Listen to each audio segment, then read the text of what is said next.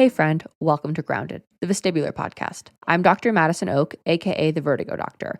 I am the vestibular physical therapist who is here to help you with all things dizziness, imbalance, and vertigo. In this podcast, we explore the fascinating world of vestibular disorders. Come with me as we dive headfirst into a journey to discover the mysteries of the brain, the inner ear, and the balance mechanisms that keep us grounded. Whether you've been managing dizziness for one day or 25 years, we're going to get real about what it takes to manage dizziness, handle the anxiety cycle, and thrive, not just survive, with your vestibular disorder. First, I want to remind you that this is never medical advice. Remember, this podcast is for informational purposes only and may not be the best fit for you and your personal situation. It shall not be construed as medical advice. The information and education provided here is not intended or implied to supplement or replace professional medical treatment, advice, and/or diagnosis. Always check with your own physician, medical professionals, and healthcare team before trying or implementing any information found here. Meet me in your coziest chair while we navigate the highs and lows, the twists and turns of the vestibular universe. Welcome to Grounded. Let's dive in.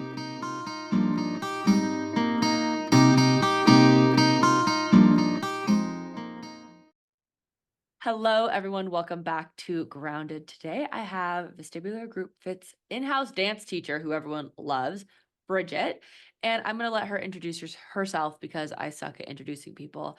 But what you should know is that she's the greatest dance teacher, period. So, yeah, thanks for being here today. Thank you for having me. I'm really excited to talk. My name is Bridget.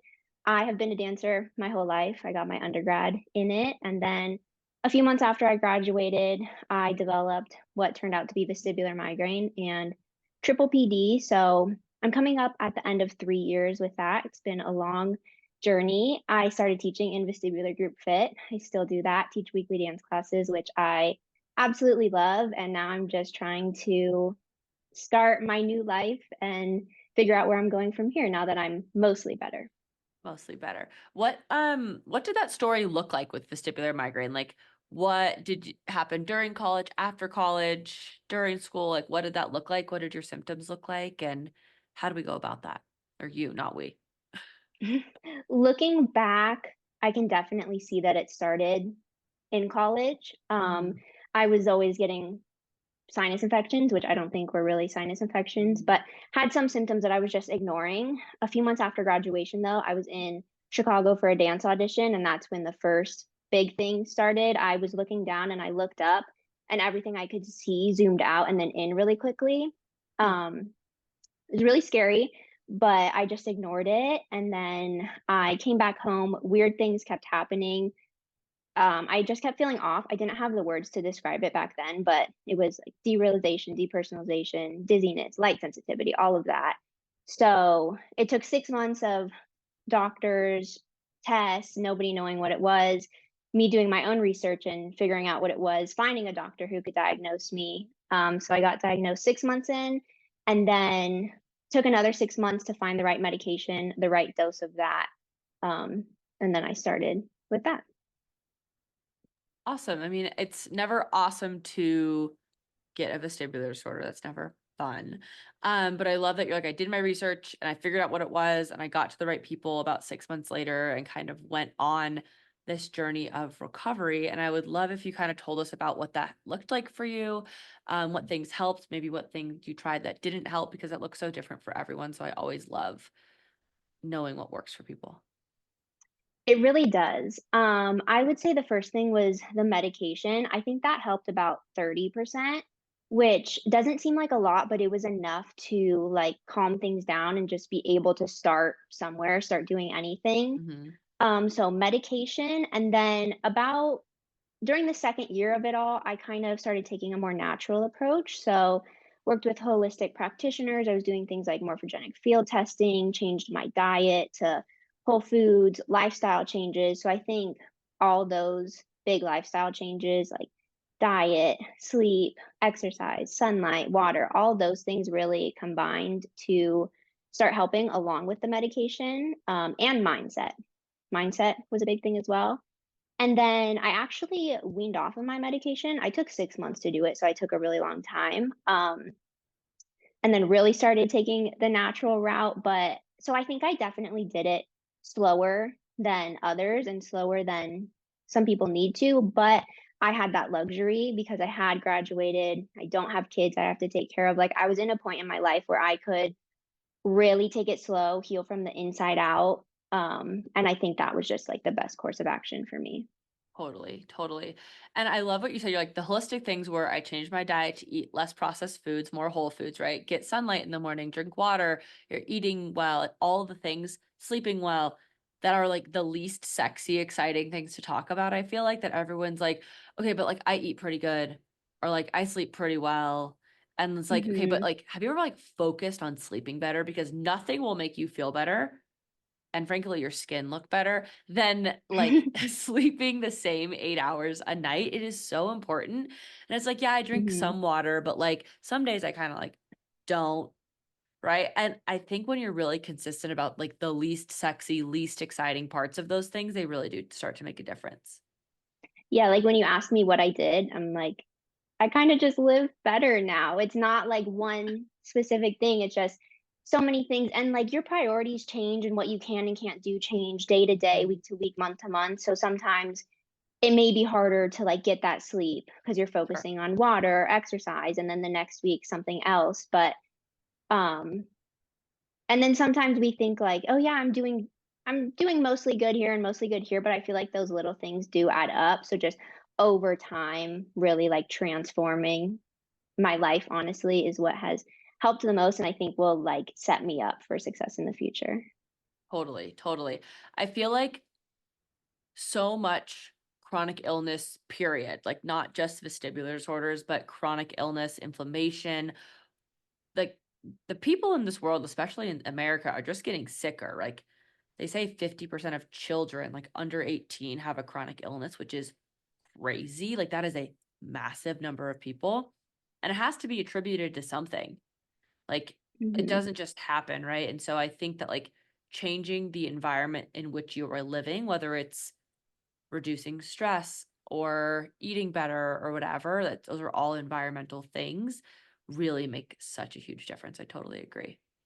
Yes, I think I saw that statistic today, honestly, and it's, like, scary and sad, and I think that's something it's definitely opened my eyes. That's something I Mhm. wanna, like, get into in the future, I think, with this, like, foundation of what I've been through, but yeah, because I was a dancer at, like, a collegiate level, and so I didn't think I was unhealthy, Yeah. and I was like, "I eat pretty good, I'm exercising all the time, I drink water and things," but now I can see just, like, I didn't have the knowledge and the education on what healthy really was.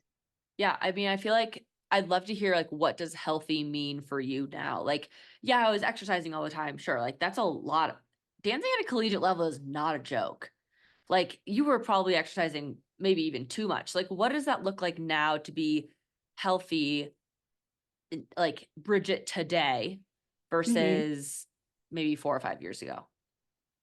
Today, I think food is really, like, the basis of it all. I can totally tell a difference, like, honestly, I spend a lot of time and energy thinking about, like, planning my meals and, like, Mhm, setting myself up for success throughout the day, so healthy fats and protein in every meal. I eat less than I used to, but way, like, more balanced, nutritious meals and more throughout the day, so I'll like, my family will kinda make fun of me, but I'll have, like, first breakfast, second breakfast, first lunch, second lunch, dinner, and I love cooking now too, so focusing on whole foods, that and then I've always been a good sleeper, but getting a lot of nice. sleep, drinking a lot of water, getting outside, and then the mindset piece, and Mhm, I think I didn't realize that I was, like, stressed throughout mhm, high school and college just because I was used to dancing, 30 totally. hours a week, going to school for full time, all of that.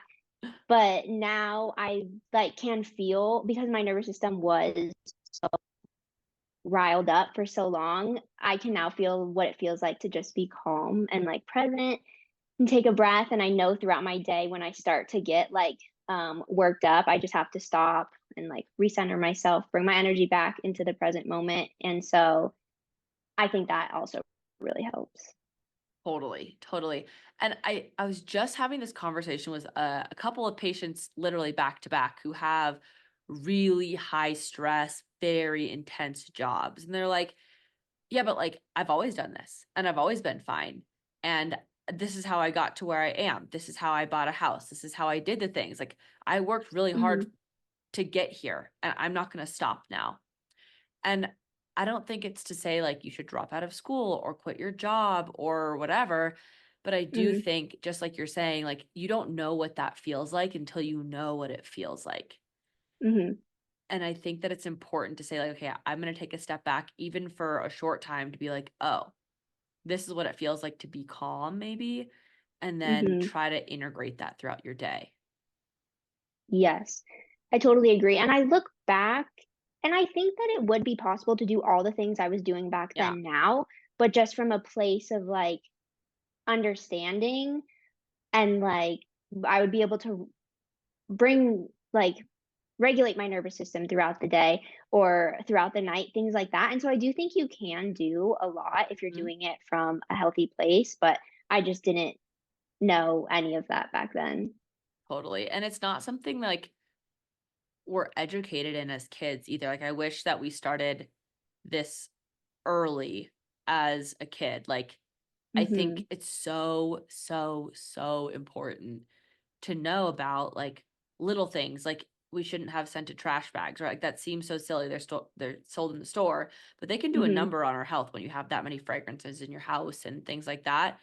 And when you have a vestibular disorder that you're committed to taking care of, like, I love that you're like, I took my meds and then I did all the other things and then I weaned off of that because all the other things were supportive enough. And Mhm. everyone's journey is going to look different, but I love that you created this space for yourself with that 30% of, Mhm. okay, now I can introduce these other things. Yeah, and it really started because I kind of felt like I came to a dead end. I was like, there Mhm. has to be more I can do or more I can try. And so going into those lifestyle things more holistically kind of just opened up so many doors and felt so much more empowering for me than just taking a medicine and hoping it works or trying to add another medicine Mhm. on. Um, Mhm. and so it really like took control of my healing and my health, which I really enjoy. Totally. Totally. I love the way you put that. I feel like everyone wants to be in control of their health, but not everyone knows about the other options. Like, Hmm. I think you go to your medical doctor, which is the best place to start, probably. Like, that everyone should have a neurologist, a headache specialist, someone who treats their disorder on staff for sure. But Hmm. also, like, their job is to spend 15 minutes with you and then be like, yeah, take this medicine, have a nice day. Like, that's the Hmm. job, and I think a lot of people get frustrated when they're like, "My doctor only told me, 'Here, take this medicine and have these 2 supplements,' or whatever." They didn't talk to me about diet, nutrition, sleep, lifestyle, nervous system regulation, going for walks, exercise, whatever, but that's just simply not their job, and so looking elsewhere, I think, is really helpful and important.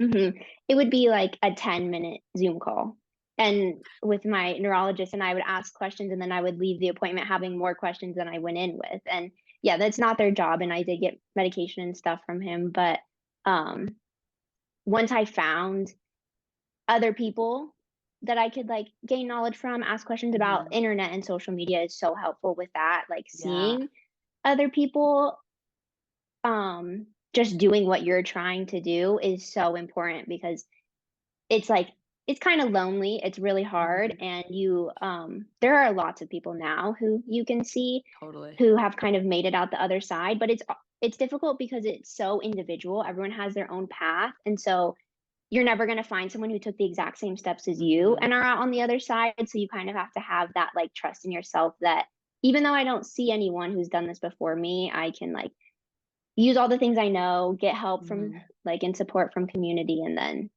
make it out totally. and feel better. Absolutely. I love that you're like, I'm going to trust in myself to do things that I haven't necessarily seen other people do. I'd love to know what those things were. What can you talk about those, or do you remember what they were? Honestly, for me, it was, like, weaning off my medication Mm-hmm. and not I tried the neuromodulation devices, they didn't really help. I tried all the, like, common supplements, they didn't really Mm-hmm. help.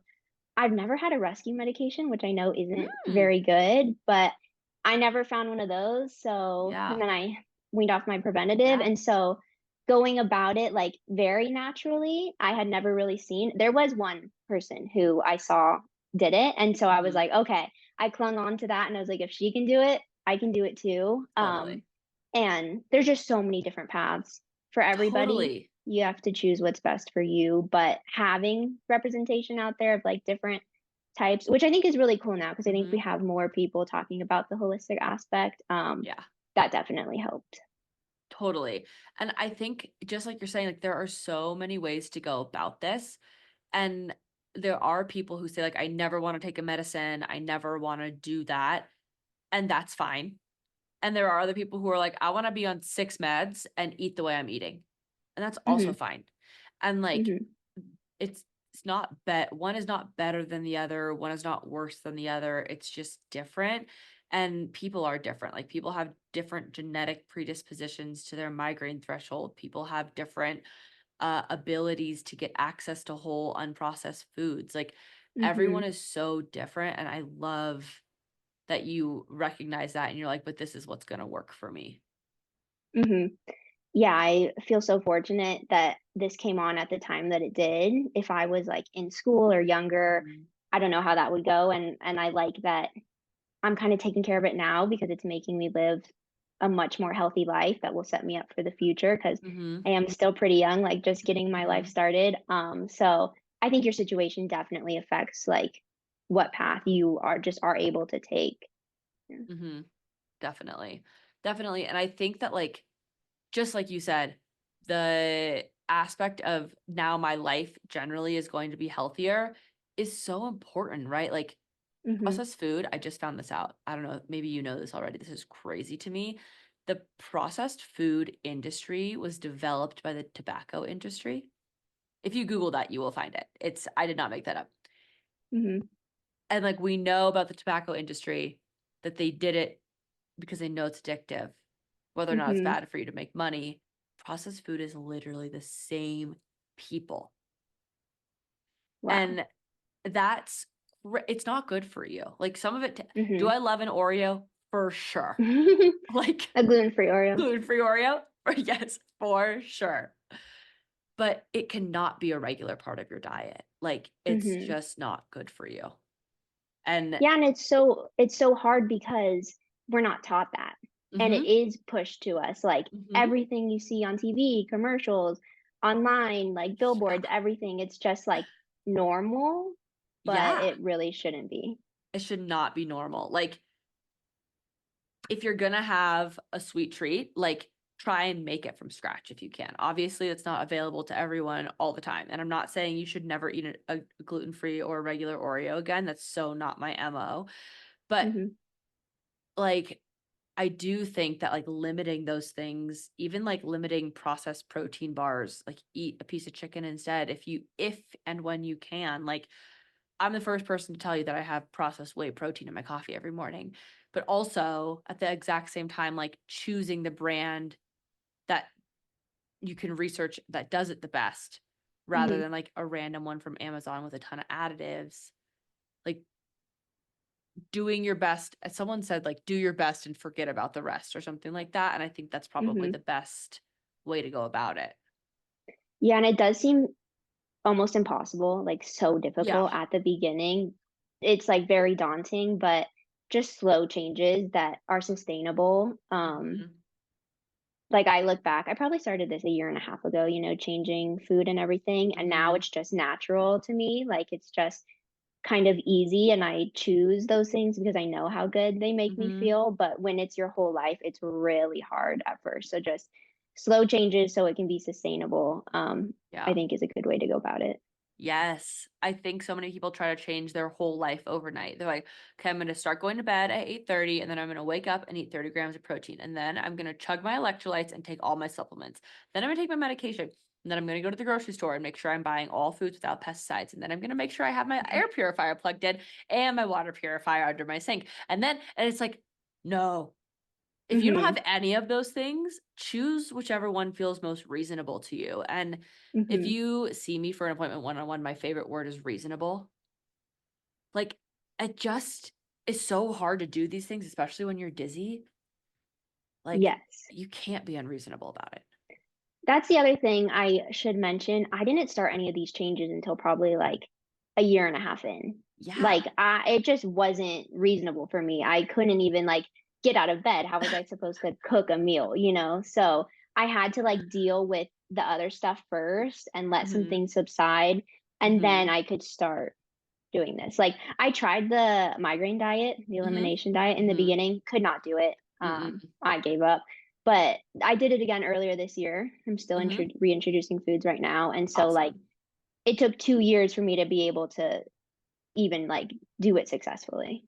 Totally. And I think people beat themselves up for failing a treatment, but I want Mhm. you, the proverbial you, that anyone who's listening, you, if you have failed a treatment, whether it's vestibular rehab or heal your headache diet or whatever, you did not fail. The thing didn't work for you, and that's okay.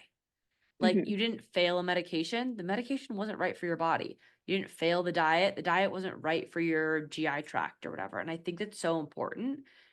And you can always try it again later. I love that Mhm. outlook. Yeah, I Mhm. did VRT 3 times, and Yeah. I don't know that any of them were like perfect or like as successful as they should have been, but they were what I needed at the time. The second time I like just had to stop. But yeah, things will work at different times or they just won't work at all, and that's totally Mhm. fine. Totally. And VRT is such a controversy, even in my own brain. And like, that's literally what I'm trained under. Mhm. But it really is a thing that like, for it was not designed for vestibular migraine. It just wasn't. Mhm. And shaking your head all around might just be so additive to your trigger bucket that it's just not worth it. Mhm. I think it really depends on your therapist too, because the first time I had a great therapist who like knew tons of stuff, and it helped a little bit. And then the second time, which it was like a year or so later, so I was doing better. I don't think she knew as much, and it just made it worse. So I think it really Mhm. depends, which I know it's hard because you can't really like control that, but Mhm. yeah. Yeah, I think it's one of those things to go with your gut on, right? Where it's like, Mhm. this isn't working for me. I don't know about this. And then quit or find a new therapist or whatever. And no PT should be offended by that. Mhm. Um, so yeah, I think that's a good idea.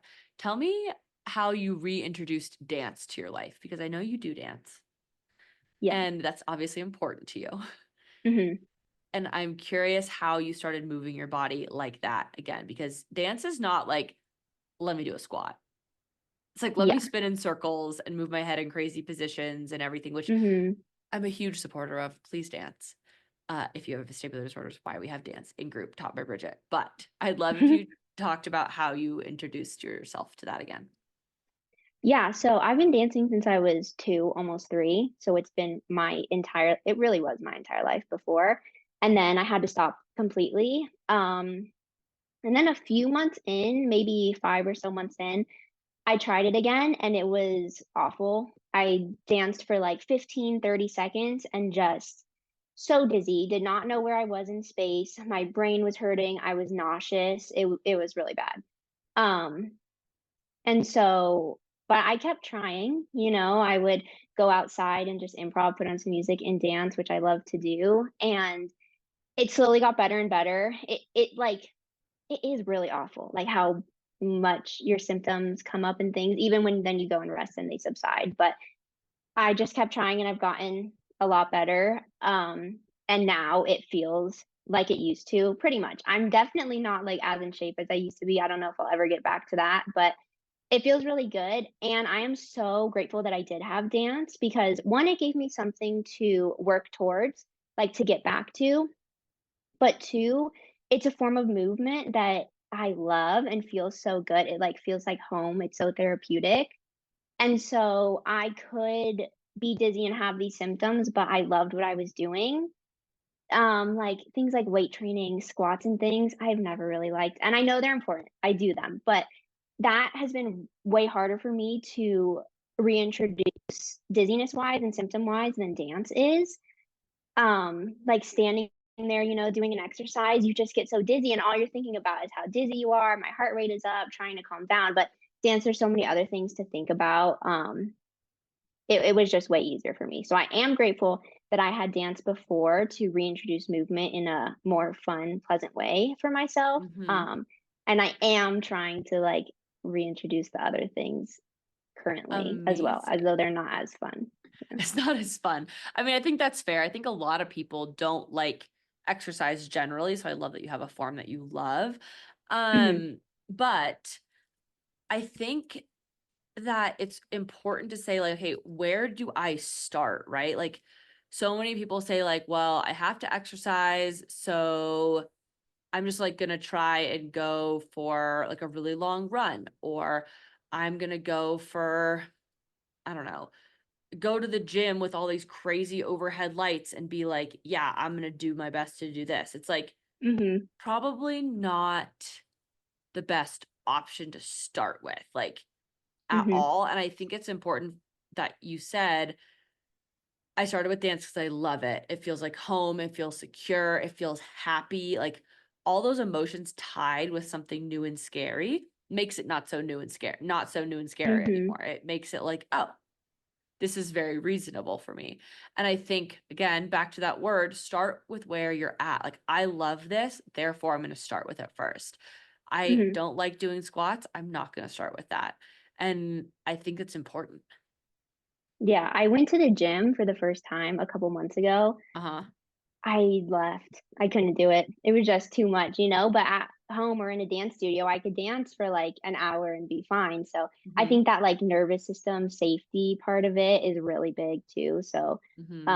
but yeah, start small. I think I started walking on the treadmill for like a minute, and then I worked up to 2 minutes, and then 3 minutes, and then once I could walk a little bit, I started dancing for 15 seconds, and Mm then hmm. took probably a year and a half to get up to like actually dancing like I am now.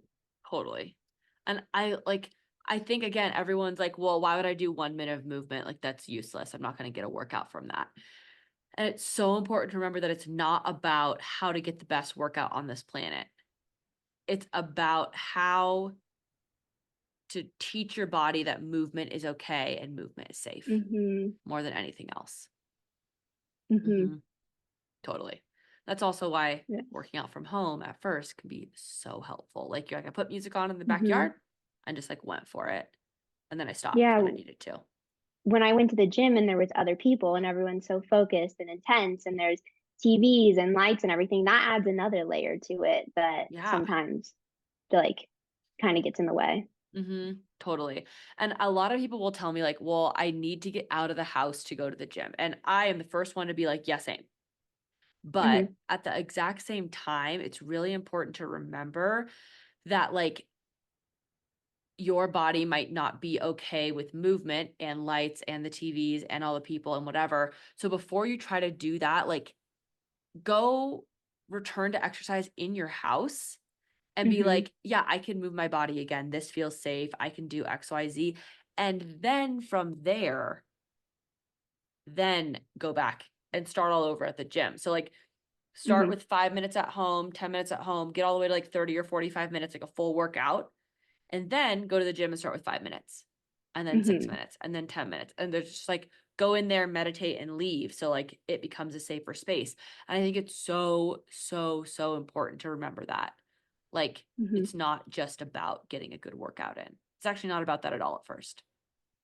Yeah, I like what you said about like kind of starting the process over because I Mm-hmm. feel like that is all that it is to heal a vestibular disorder. It's like starting a process and then getting somewhere and then adding something in, starting the process again. And Yeah. you're never starting from zero, although it does feel like it. Mm-hmm. But then sometimes too, like your priorities will change. So sometimes you're not working on a specific thing for a few Mm-hmm. weeks. So then you start again and it feels like, okay, I have to start this process over again. But each time is like a little stepping stone, and you're just building up and building up. I love that. I 100% agree. I think every time it does get just a little bit easier. And like even Hmm. after an attack or anything like that, like it gets easier each time too because you can say like I've done this before. Like I've been here before. I know what this feels like to be uncomfortable. I know what it feels like to be like, nope, I don't love this, but I know it will get better. Like that's really Hmm. important too. Yeah, even if your symptoms are the exact same level, but you just know that you've done it before and you can do it, it makes it easier. I totally agree. I totally agree. Okay. Tell me about how you put together a class for group. Because if it is not obvious, slash I said it 4 times already, but Bridget teaches weekly dance classes, sometimes in a chair, sometimes standing, sometimes it's ballet, sometimes it's jazz, sometimes ballroom. It switches up, which is always exciting. And Hmm. people love these classes. Like I get emails about them. People Oh. love these classes. It's fun. And I think that people have told me like they like it because some people are like, it makes me feel like I can move my body freely. It makes me feel beautiful. Like people love dance, and I think it's a very freeing thing. I have taken these classes, they are no joke. Like if you do it full fledged, like, ooh, my legs are burning. But Uh-huh. I love how to know how you think about putting together a class to make it reasonable for a person with a vestibular disorder, which is also why I love that you teach it because you have a vestibular disorder, and that I think is helpful. Hmm. So depending on the class that it is, like say it's ballet, there's like traditional things you do in every ballet class. You start at the bar, you do start with plies and then tendus, do all these exercises, then you go to the center. And I've grown up my whole life with that, but I know that that is not feasible for people with vestibular disorders. So I try to just like keep it kind of the structure kind of traditional and then modify it for what I know people can and can't do. And I've been there. So honestly, like at the beginning, I couldn't even do some stuff, and now I can do it a little bit more. So I'll like add the option for those in there. But I just try to, no matter what the style of the class is, make sure we're moving our bodies, challenging our brains a little bit, trying to have fun, and yeah, just using movement as like a way to heal that is challenging, but I always like to give time for breaks, to pause, to tell yourself you're safe. And I'm doing the same thing. When I'm standing there, like get some water, tell yourself you're safe. I'm like, okay, I'm safe. I can do this, giving myself a little pep talk. And so yeah, I guess my main goal is just moving our bodies, having fun and challenging ourselves a little bit. I love that. And I know that like when you take the basics in vestibular group fit, you'll learn how to scale movement. It's not just about like throw yourself into a class. It's literally start with a few minutes of a type of movement you like, which is why we offer so many types of movement. But I love this Hmm. because you're like, even during that class, like even when I'm not taking it, I'll like skim through some of them sometimes. And it's so good to see like, hey, literally stop. Like it's so important. And I think that people, when they're working out by themselves, which is again why I always recommend starting with class and group, you can go back to the gym if that's your goal. You can go back to your workout class if that's your goal, but start in group because we are going to tell you, hey, stop, take a Hmm. chill pill.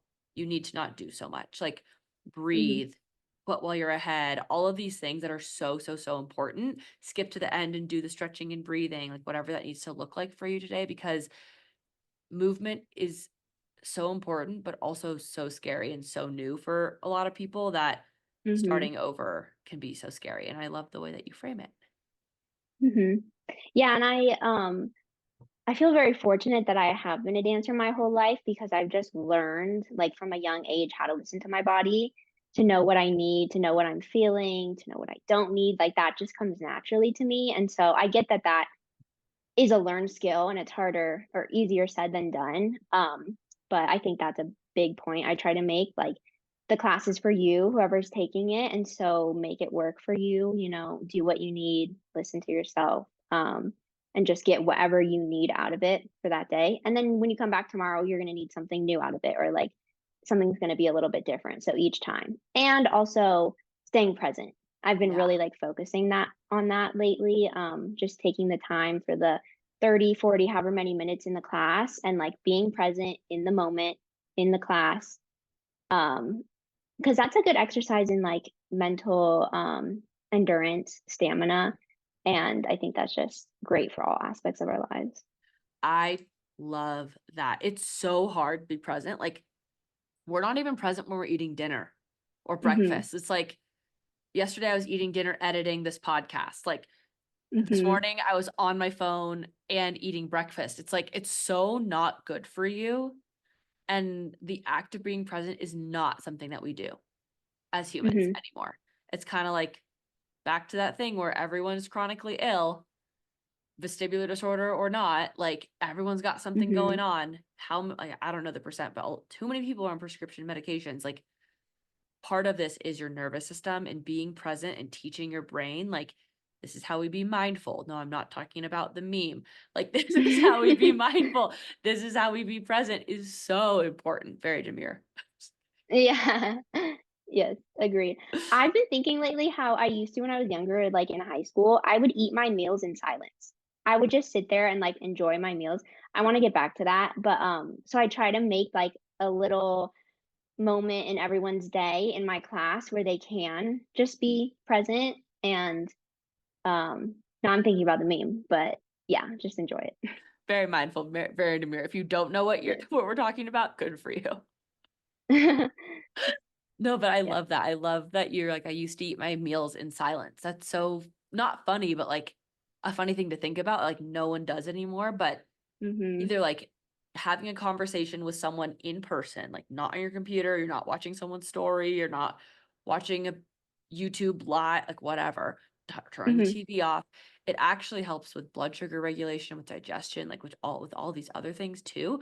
So either like you sitting by yourself, being silent, breathing, or and or having like a conversation with someone in person over dinner. Like both of those things are so important.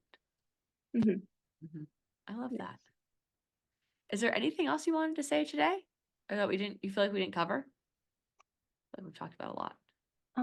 No, I don't think so. Awesome. Well, thanks for being here. Do you want to plug anything?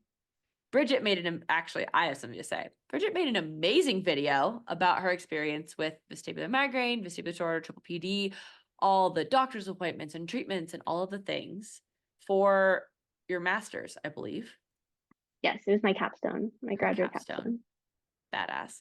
Um, and it's really good. So I'm going to link it below and you guys should go watch it because it made me cry.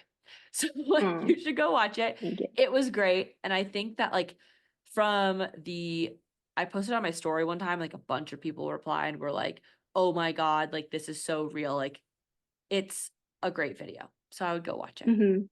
Anything else Thank you want to you. plug? Yeah. Um, no, I think that's it. I had a lot of fun making that video, and I did get a lot of people saying how they related, and I think just sharing our stories is very important. So yeah, I would appreciate if you guys watched it. Yay. Okay, I'll put it below. Definitely go give it a watch. It is so good. Yeah. Okay. Thanks so much. Thank you. I loved this. I had fun chatting with you. I had fun chatting with you. See you soon. Bye. Bye.